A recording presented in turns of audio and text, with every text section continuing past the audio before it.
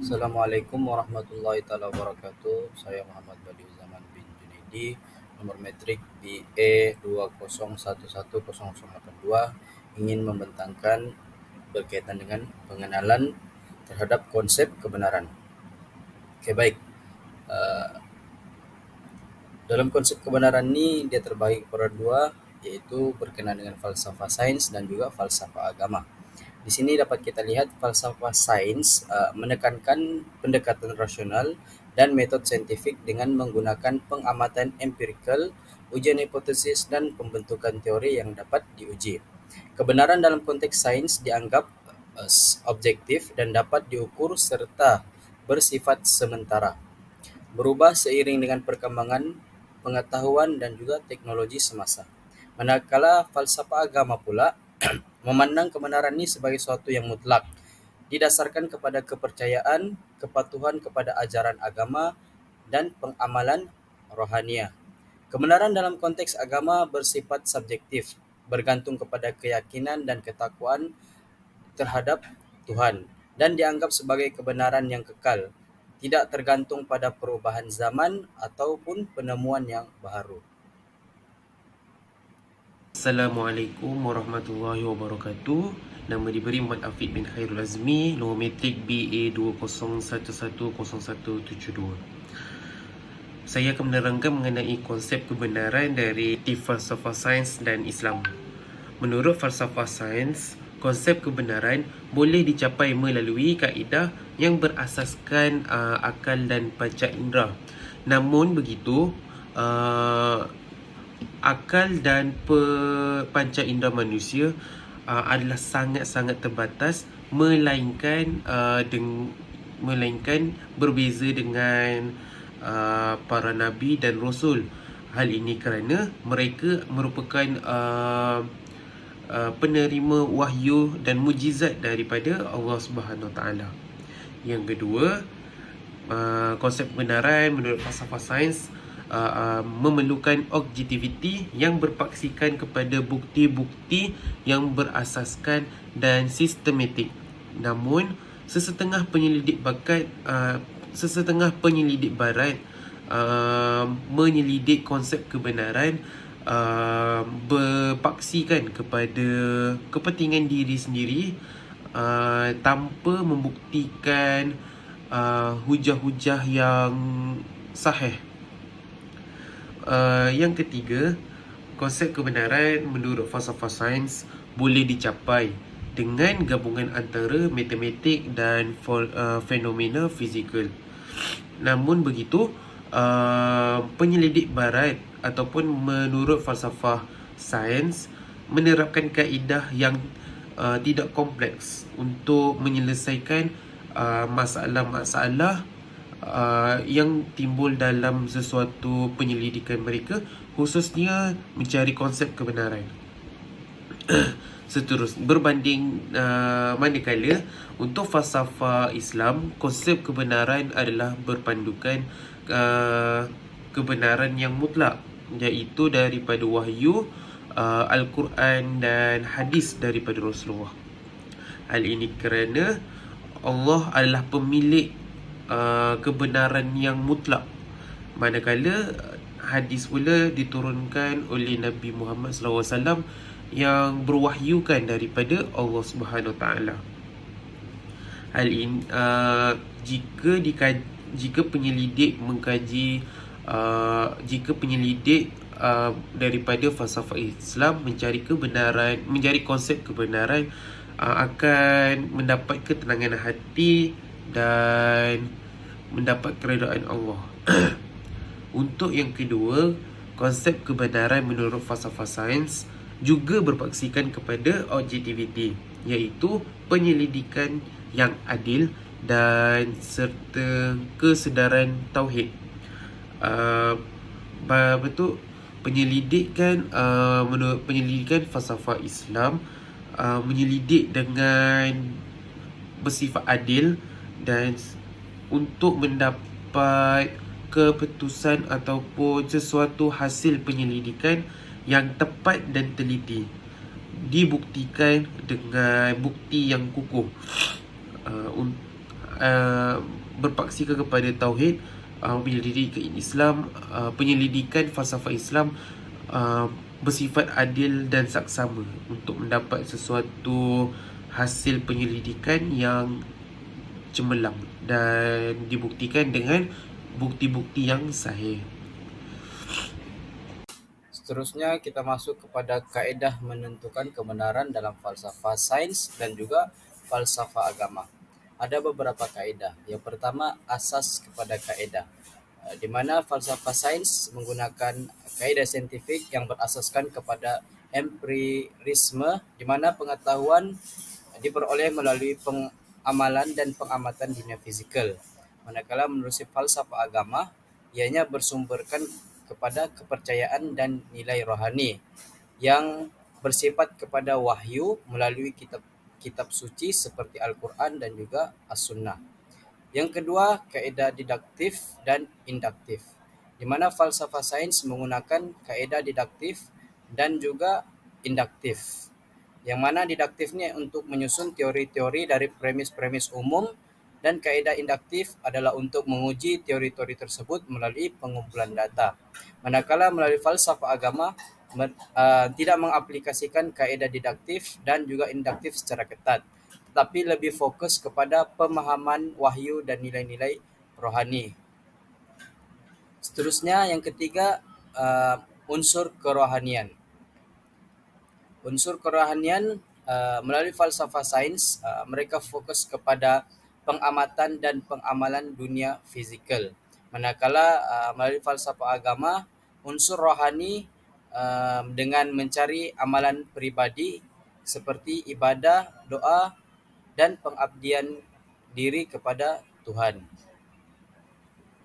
Seterusnya yang keempat, ujian dan penilaian, di mana falsafah sains ini menekankan kaedah penilaian dengan menguji dan mencabar setiap teori ataupun hipotesis melalui pengujian dan pengumpulan data. Daripada falsafah agama, kebenaran dalam agama yang bersifat abstrak dan subjektif seringkali tidak dapat diuji ataupun diukur dengan cara yang sama seperti falsafah sains.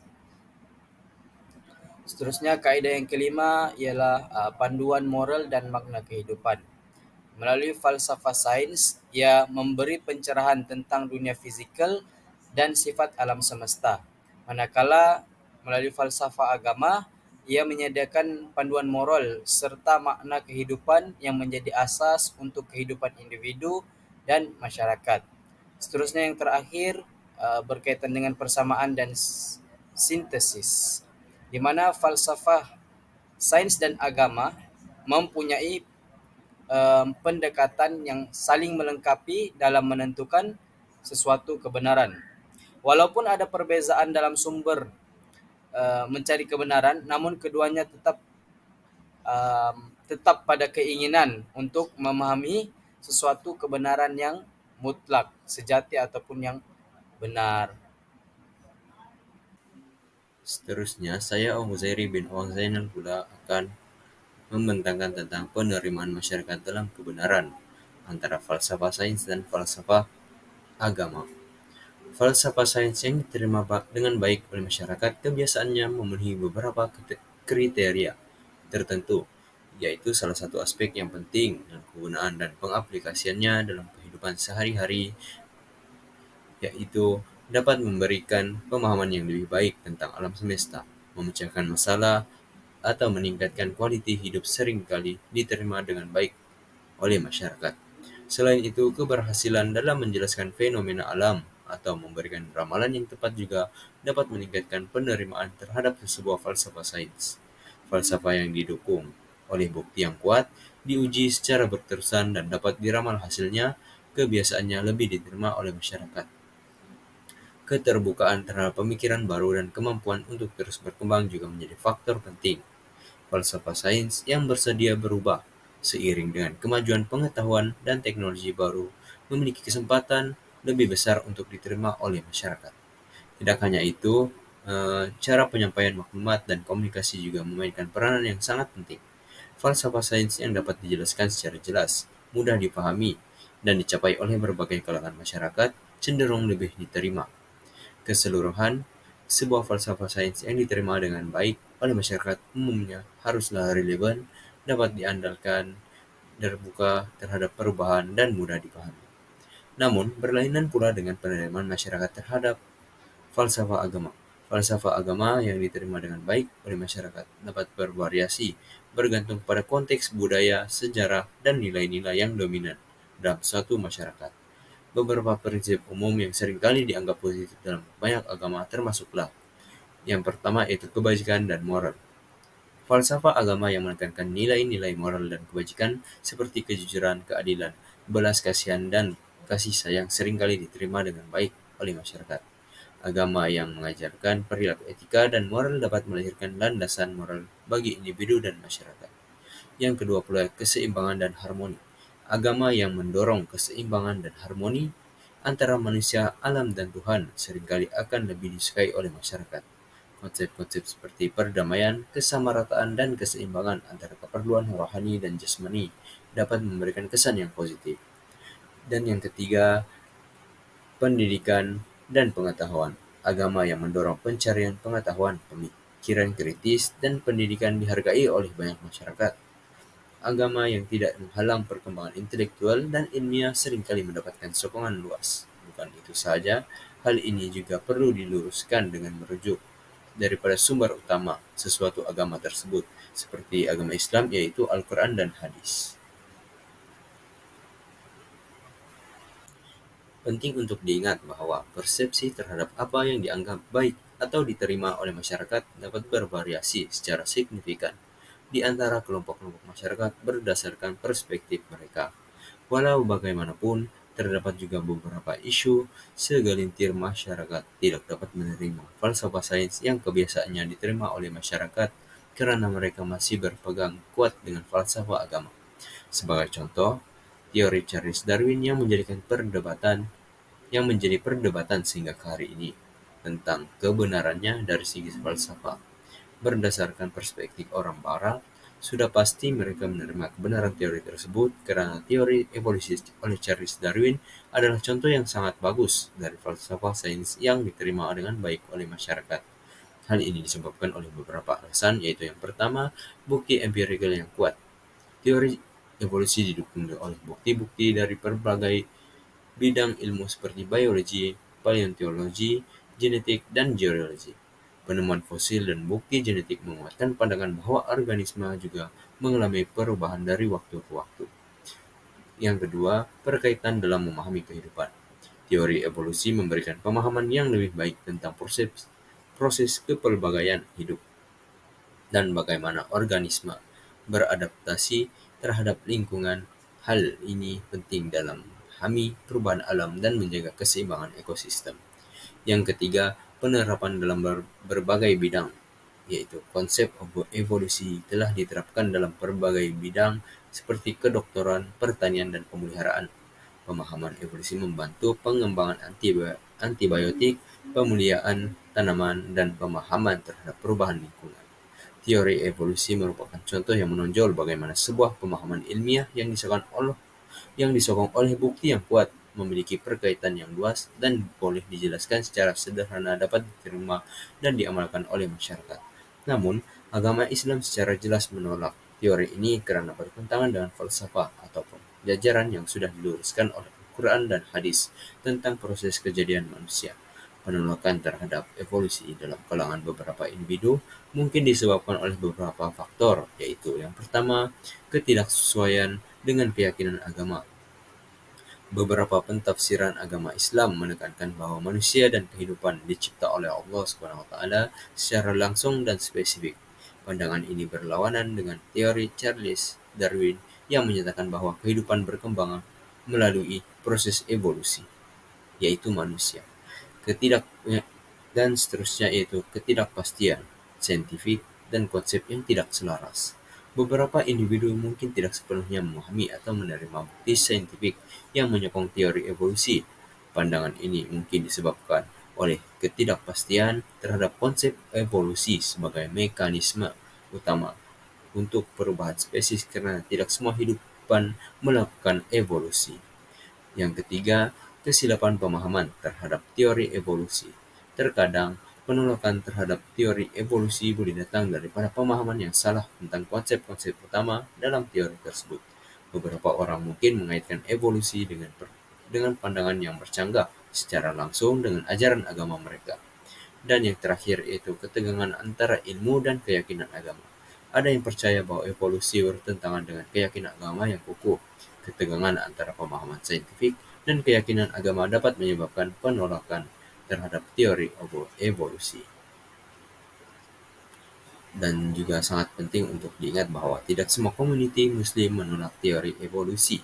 Ramai cendekiawan Islam mentafsirkan teori evolusi sebagai mekanisme yang boleh diterima oleh ajaran mereka, dengan mempertahankan pandangan bahwa Allah Subhanahu wa taala adalah pencipta akhir dari proses evolusi. Namun teori yang diutarakan oleh Charles Darwin ini sudah jelas bertentangan dengan ajaran Al-Quran dan hadis, karena Nabi Adam alaihissalam merupakan manusia pertama di muka bumi dan diciptakan oleh Allah Subhanahu wa taala dalam keadaan yang sempurna. Ketidaksepakatan terhadap teori evolusi tidak hanya berlaku dalam Islam, tetapi juga di berbagai agama lain. Banyak agama telah mencari cara untuk menyatukan atau meluaskan pemahaman keagamaan mereka untuk menerima konsep ilmiah evolusi, manakala lain memilih untuk mengekalkan pandangan yang berbeda. Sekian itu saja daripada saya. Sekian. Bismillahirrahmanirrahim. Assalamualaikum warahmatullahi wabarakatuh. Nama saya Muhammad Zahrul Nizam bin Mustafa. Saya akan membentangkan bahagian saya pada hari ini, yaitu peranan manusia dalam mencari kebenaran dari aspek falsafah sains dan falsafah agama. Kita pergi kepada falsafah sains terlebih dahulu. Poin yang pertama ialah manusia menggariskan proses pengkajian terhadap sesuatu perkara ni melalui metode saintifik. Metode saintifik ni pula ada merujuk kepada cara atau kaedah yang sistematik dengan tujuan untuk mendapatkan maklumat atau jawapan berlandaskan bukti atau kajian yang tepat atau sistematik.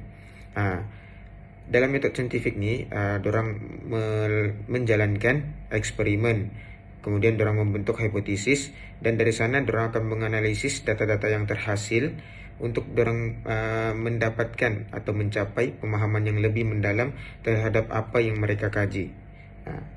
Itu untuk poin yang pertama. Manakala poin yang kedua pula, eksperimen yang dilakukan dengan beberapa kali hendaklah dilaksanakan untuk mendapatkan data yang tepat. Ini kerana eksperimen yang dilaksanakan secara berulang kali dapat memastikan keberhasilan data yang terhasil. Ini adalah salah satu cara yang dianjurkan oleh Ibnu Al-Haytham supaya dapat membuktikan kebenaran sains. Okey, untuk falsafah agama pula, poin yang pertama ialah menggunakan akal dengan sebaik mungkin berlandaskan apa yang telah diajar oleh agama masing-masing. Okey, sebagai contoh agama Islam, kita tahu kita ni ada pegangan, iaitu Al-Quran dan Sunnah. Jadi kita akan gunakan akal kita sendiri berlandaskan dengan pegangan kita, iaitu Al-Quran dan As-Sunnah. Dan dari sini seperti umum kebiasaannya, kita tahu akal manusia ni dia terbatas. Jadi dengan ada pegangan Al-Quran dan Sunnah, akal dapat dibimbing ataupun akal ni dapat dipandu daripada terpengaruh dengan pengaruh anasir-anasir luar. Okey, poin yang kedua iaitu manusia hendaklah mengamalkan ajaran-ajaran agama dan menerapkannya ke dalam kehidupan seharian.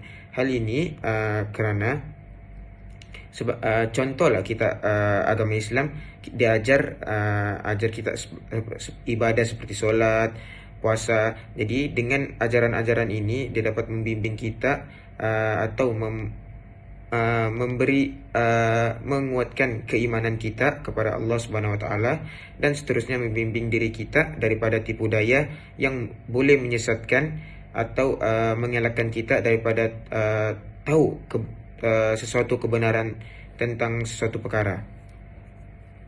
Bismillahirrahmanirrahim. Assalamualaikum warahmatullahi wabarakatuh. Nama saya Muhammad Hafiz bin Muhammad Rashid. Saya akan membentangkan tentang impak kebenaran dalam pembangunan budaya dan tradisi menurut falsafah sains dan falsafah agama. Okey, yang pertama menurut falsafah sains. Kalau menurut falsafah sains, impak kebenaran dalam pembangunan budaya dan tradisi diorang adalah falsafah sains menekankan kepercayaan kepada bukti saintifik dan menolak kepercayaan kepada hal-hal gaib. Sebagai contoh, mereka tidak percaya bahawa manusia diciptakan dari Tuhan, seperti agama Islam, manusia diciptakan daripada tanah oleh Tuhan. Akan tetapi bagi falsafah sains, mereka percaya bahawa manusia dicipta melalui revolusi daripada monyet. Selain itu, dalam falsafah sains juga, impak kebenaran yang dapat dilihat adalah falsafah sains ni tradisi dan budaya dia tidak ke arah kepada nilai-nilai keagamaan. Dia lebih kepada nilai-nilai yang macam mana saintifik ataupun yang sains lah kiranya. Dia tak ada kena-mena dengan nilai-nilai agama. Sebagai contoh, cara pemakaian. Kalau macam agama Islam kan dia tutup aurat apa semua. Tapi kalau mengikut falsafah sains, dia tak ada langsung kena-mena dengan agama seperti yang agama minta lah. Okay. Berbeza dengan falsafah sains, falsafah agama, impak kebenaran dalam pembangunan budaya dan tradisi menurut falsafah ini adalah mereka menekankan bahawa manusia adalah khalifah di muka bumi. Itu adalah falsafah agama dari sudut agama Islam lah. Tapi berbeza dengan falsafah sains, manusia dilihat sebagai penguasa alam dengan fokus pada pengkajian objektif dan pemanfaatan sumber daya alam. Impak kedua melalui falsafah agama ialah ianya memberi pengaruh dalam setiap aspek nilai-nilai kehidupan. Sebagai contoh, falsafah agama dengan pemahaman ataupun pemikiran falsafah agama ni seperti Islam, ia menggerakkan manusia ke arah ketaatan kepada Allah seperti solat 5 waktu, bersifat amanah, adil dan istislah. Kesimpulannya, falsafah sains ni cenderung mengutamakan bukti yang boleh diukur serta diulang, serta memberi penekanan kepada penyelidikan yang objektif berdasarkan fakta. Dalam konteks tersebut, kebenaran sains ni bersifat dinamik dan sering berubah seiring dengan perkembangan semasa, perkembangan teknologi, begitulah.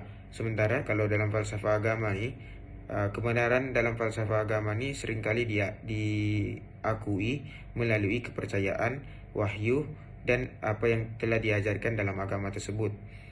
Jadi kebenaran dalam agama ni sering dianggap sebagai suatu kebenaran yang mutlak dan tetap yang bersumberkan daripada prinsip-prinsip keagamaan. Jadi keseluruhannya, konsep kebenaran falsafah sains dan falsafah agama ini memberikan wawasan yang mendalam tentang bagaimana manusia mencari, memahami dan menerima kebenaran dalam dua bidang yang berbeza. Sekian, itu sahaja daripada saya.